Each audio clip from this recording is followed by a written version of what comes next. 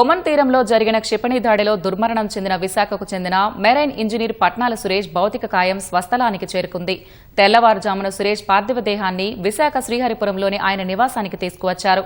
కుటుంబ సభ్యులు, బంధువుల రోదనలతో ఆ ప్రాంతంలో విషాద ఛాయలు అలుముకున్నాయి. కాంట్రాక్టు ముగించుకుని పెళ్లి రోజు వేడుకలను కుటుంబ సభ్యులతో కలిసి జరుపుకోవడానికి ఈ నెల 24న సురేష్ ఇంటికి రావాల్సి ఉంది. అంతలోనే సురేష్ మృతి చెందడంతో ఆ కుటుంబం శోకసంద్రంలో మునిగిపోయింది.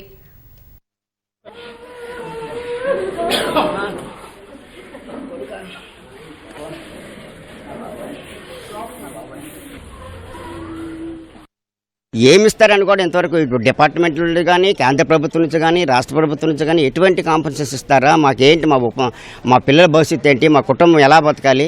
ఇది మేము చేసిన తప్పు కాదు కదా, ఏంటని చాలా ఆందోళన చెందుతారు. కాబట్టి మేము సిఐటిగా మేము చెప్తుంది ఏంటంటే వాళ్ళ ఇంట్లో ఉద్యోగం ఇవ్వాలి, వాళ్ళకి సంబంధించినటువంటి ఇది ప్రమాదం మామూలు ప్రమాదం కాబట్టి నష్టపరిహారం ఇవ్వాలి. దానికి పూర్తిగా బాధ్యత తీసుకోకపోతే పెద్ద ఎత్తున మేము ఆందోళన చేస్తాం.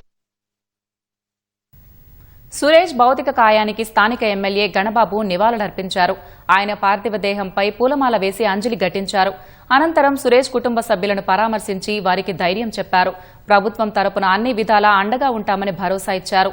సురేష్ తన అద్భుతమైన పనితీరుతో మేనేజ్మెంట్తో పాటు తోటి ఉద్యోగుల నుంచి ఎన్నో ప్రశంసలు అందుకున్నారని కొనియాడారు.